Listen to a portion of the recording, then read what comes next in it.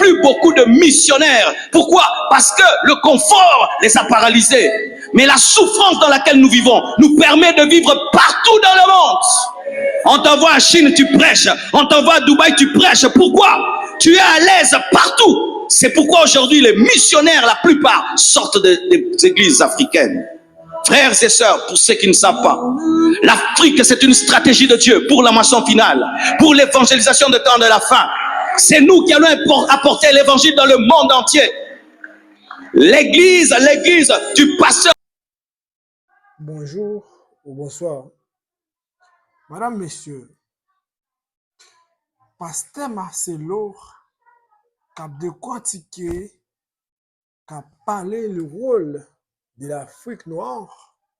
Donc, le rôle qu'il jouait au sein de la Bible. Il fait nous connaître que c'est l'Afrique, normalement, qui était instruite. Donc, Moïse, c'est dans l'université, donc, Afrique, que donc, Moïse te prend information. Et de pratiquer d'autres choses, mais on dit que je ne vais pas passer sur ça pour ne pas faire nous connaître. Donc, de tout ça qui les pasteurs les déclaré. Donc, je pense que c'est vraiment important donc, pour nous capable de connaître tout ça. Alors, il dit que ça que c'est même Afrique, ça, donc, qui était sauvé et petite Abraham pour à cause des famines, il était trouvé dans le pays. Donc, et d'autres sujets, donc, Pasteur pour expliquer nous et d'autres choses. Merci. Et pour parler, mes frères et sœurs, parler du rôle de l'Afrique dans la moisson finale, vous devez savoir ceci, que 4 siècles après la naissance de l'Église, le réveil était parti. Le réveil avait disparu dans le monde. Même le baptême du Saint-Esprit n'était plus. Parler en d'autres langues, il n'y en avait plus. Vous savez comment c'est revenu? C'est revenu au travers d'un borgne noir américain qui s'appelait Papa Seymour, qui était à Azusa Street. Il a commencé à jeûner, prier, et le réveil est venu. Il a commencé à prier pour les gens, ils étaient baptisés dans le Saint-Esprit et les gens du monde entier allaient à Azusa Street, étaient impactés. C'est comme ça que le pentecôtisme est né et ces puissants réveils que vous avez jusqu'aujourd'hui sont nés, c'est au travers de Papa Seymour. Il y a tout un mouvement aux États-Unis qu'on appelle le mouvement d'Azusa Street. Mais c'était un borgne noir américain qui a cherché Dieu jusqu'à redécouvrir le baptême du Saint-Esprit. Aujourd'hui, les plus grandes églises sont en Afrique. Aujourd'hui, les églises qui envoient le plus de missionnaires dans le monde sont en Afrique. Aujourd'hui, les églises les plus réveillées dans le monde sont en Afrique. Faites l'étude. Est-ce qu'il y a une église Potter House de T.D. Jakes au Congo?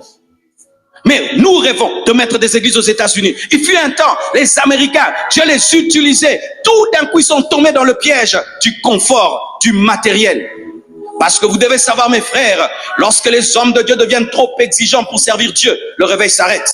Si je dois venir $100 000, si je dois venir $50 000, je ne pourrai pas supporter ces conditions. Je ne pourrai pas supporter ces conditions. C'est pourquoi de plus en plus, il n'y a plus beaucoup de missionnaires. Pourquoi? Parce que le confort les a paralysés. Mais la souffrance dans laquelle nous vivons nous permet de vivre partout dans le monde. On t'envoie en Chine, tu prêches. On t'envoie à Dubaï, tu prêches. Pourquoi?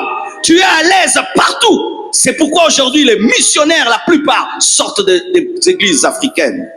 Frères et sœurs, pour ceux qui ne savent pas, l'Afrique, c'est une stratégie de Dieu pour la moisson finale, pour l'évangélisation de temps de la fin.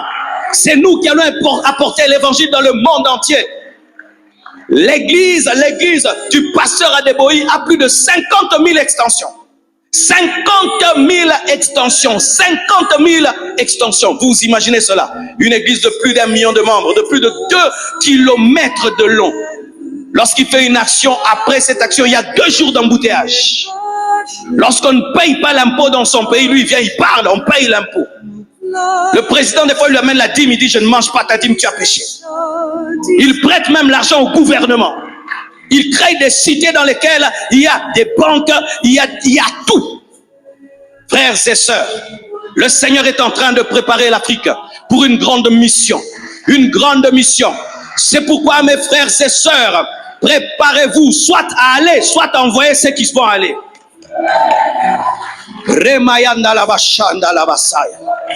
Oui, vous devez le savoir, mes frères. Lorsque nous étions endormis, ils nous ont apporté l'évangile. Alors qu'ils dorment, c'est à nous maintenant de leur apporter l'évangile. Lorsque nous étions en train d'adorer des pierres et des arbres, ils nous ont apporté l'évangile.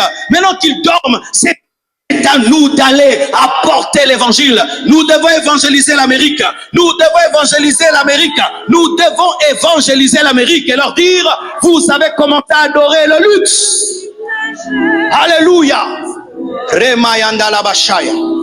Et parmi vous, certains, vous irez dans le monde entier. Oui, vous irez dans le monde entier. C'est pourquoi apprenez l'anglais, apprenez l'arabe, apprenez le chinois, apprenez le français, apprenez l'italien, apprenez l'italien. On va établir des églises à Rome. Oui, nous devons mettre des églises de réveil à Rome.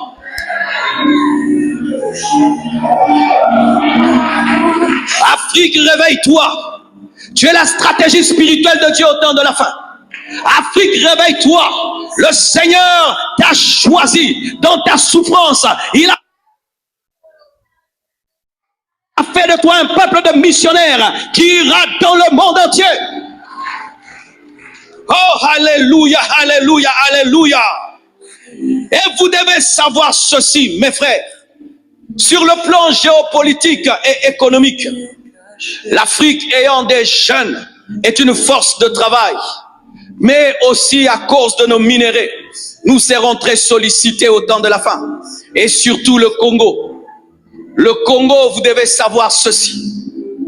Si nous engendrons des bons leaders, la richesse que nous avons sous nos pieds va nous permettre au temps de la fin de peser sur l'échiquier mondial. Mais si nous n'engendrons pas des bons leaders, et ça je le dis vraiment, nous finirons comme des esclaves dans notre propre pays. Nous finirons comme des esclaves dans notre propre pays. Et le Seigneur m'a donné l'image des peaux rouges de l'Amérique. Les peaux rouges sont les véritables Américains. Mais comme ils n'ont pas eu la sagesse de gérer leur pays, de gérer leur terre, des étrangers sont venus. Ils leur ont donné de l'alcool, comme ils aiment boire. Ils leur ont donné de la distraction. Et ils se sont contentés de s'entretuer. Leur donner des armes. Ils ont commencé à s'entretuer, tribu contre tribu. Ils les ont fragilisés. Et comme ils n'avaient pas développé la médecine, des maladies sont venues et les ont décimés. Et aujourd'hui, quand tu vas aux États-Unis, tu n'en vois presque pas. Pour les voir, il faut qu'on t'amène. Besoin de notre coltan. iPad, iPhone, notre coltan. Samsung, notre coltan. Et paraît-il même qu'il y a des minéraux encore non découverts qui seront très utiles pour la technologie qui arrive. Lorsqu'on vous parle de métaverse, on vous parle de ce développement, ça a besoin des matières. Et ces matières sont ici. Nous serons dans une guerre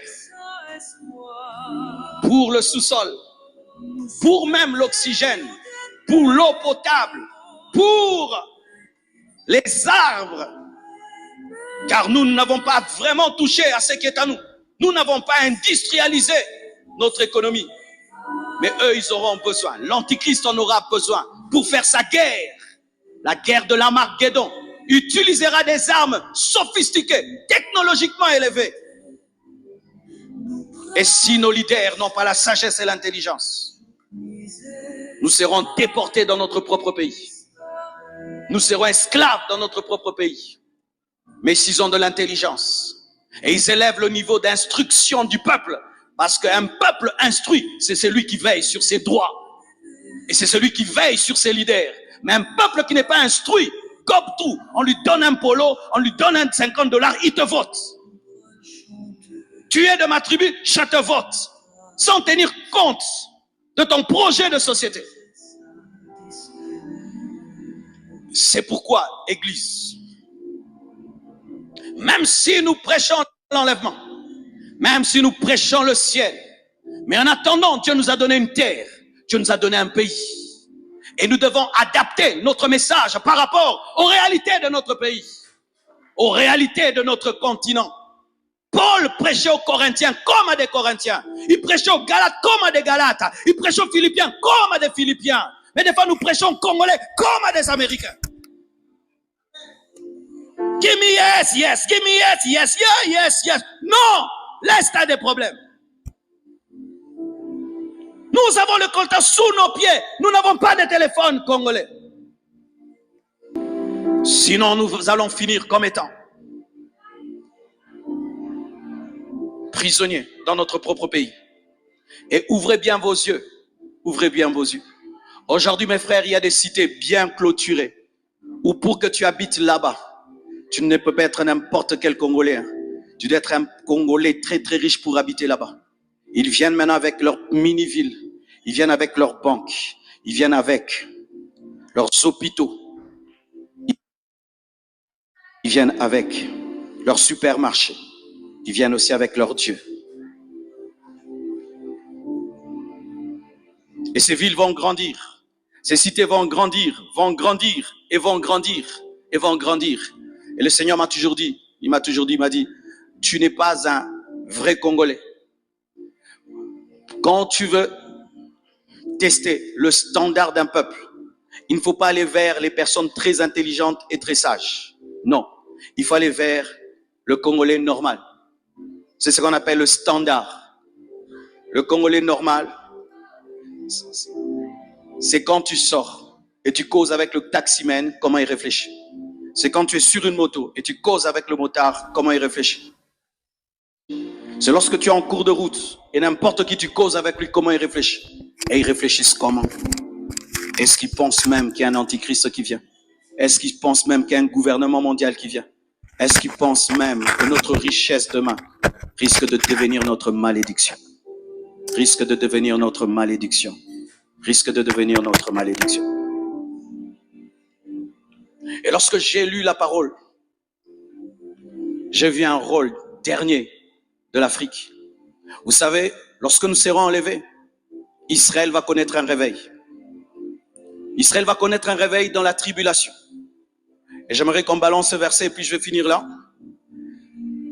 Balancez-moi ce verset, Apocalypse 12, verset 5 à 6.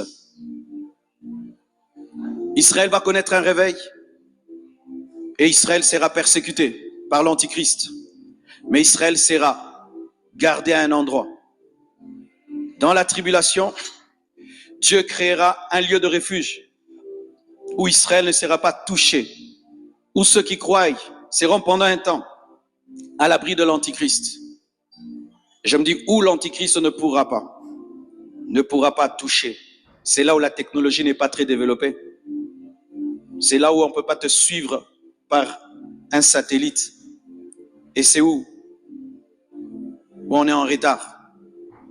C'est-à-dire même notre retard, des fois, nous protège d'être contrôlés partout.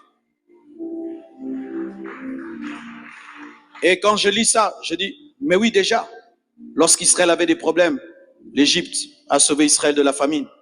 Quand Jésus-Christ avait des problèmes, il est allé en Égypte. Et à la fin des temps, l'Afrique aussi, sur le plan stratégique de Dieu, sera un lieu où ceux qui craignent Dieu pourront échapper au contrôle d'une certaine manière. C'est pourquoi, remarquez, lorsque la perversion du monde est en train de croître, qui résiste contre l'homosexualité, l'Afrique résiste. Pourquoi? Nos coutumes refusent ça. Nos coutumes nous aident. Lorsqu'on veut nous amener chacun sa vie, chacun pour soi, le fait qu'on est très familial, on refuse. Ce qui fait que l'Afrique va ralentir les choses. Quand tout le monde s'est fait vacciner en désordre, qui ont résisté? Encore nous, non vaccinés comme tu me vois là. Alléluia. C'est pourquoi aussi il y aura la persécution. Et c'est pourquoi aussi nous devons engendrer des grands leaders. C'est bien qu'on vienne ici, vous dites Amen, gloire à Dieu. Mais mon but, ce n'est plus trop ça quand je prêche. Je veux engendrer des grands. Je vais engendrer des têtes. C'est ça devenu mon rêve. J'ai déjà prêché les gens, vous tombez tout. Des têtes. Des gens qui vont, ils s'enferment, ils réfléchissent. On va où? On va où? Vos journées se ressemblent. Vous faites toujours la même chose. Tu ne peux pas t'enfermer même 5 heures du temps avec un bic. Et tu réfléchis sur ta vie. Tu fais l'inventaire de ton potentiel, ce que Dieu t'a donné et comment tu peux le manifester. Sinon, vous voyez ce beau pays. Demain, pour y être à l'aise, il faudrait être un Congolais très très riche et connecté. Mais si tu es normal, comme les peaux rouges, il y a même un peuple pareil en Australie. Vous savez, les vrais Australiens, on les appelle comment? Les aborigènes. Les aborigènes sont les vrais Australiens. Il y a même un peuple en Chine, on les appelle... j'ai oublié un nom. Il y a aussi un peuple comme ça aussi en Chine. Ce sont les vrais. On les a mis dans des cages. Ils sont dans des cages. Et on n'en parle pas beaucoup. Hein. On n'en parle pas beaucoup. Tout n'est pas mauvais en Afrique. Il y a des bonnes choses et des mauvaises choses. Comme partout dans le monde. Les bonnes choses, reconnaissons-les et amplifions-les. Les mauvaises, changeons-les. Mais nous n'avons pas été créés pour être mauvais, pour être la queue, pour être les derniers, pour être les maudits. C'est faux, c'est faux. Alors, souvent lorsqu'on donne ce message, les Africains tombent dans 2 pièges. Ils tombent dans la haine de l'occidental. Ça, c'est un piège encore, parce que les occidentaux d'aujourd'hui regrettent même ce que leurs pères ont fait. J'ai vu dans une conférence un pasteur qui est venu, qui nous a demandé pardon. D'autres tombent dans le piège de la suprématie africaine, Black Panther. Ça aussi, c'est faux. Parce que là aussi, c'est du racisme. Mais non, les Noirs sont plus que les Blancs. Non, non. Nous sommes tous égaux. Nous sommes tous fils d'Adam. Nous sommes tous des créatures de Dieu. Ne tombez pas dans le piège maintenant. Les Noirs et plus. Non. Chacun de nous a un plan. Chacun de nous a une destinée. Et chacun de nous doit jouer son rôle. Et nous devons le faire ensemble parce que nous sommes l'humanité. Que Dieu vous bénisse.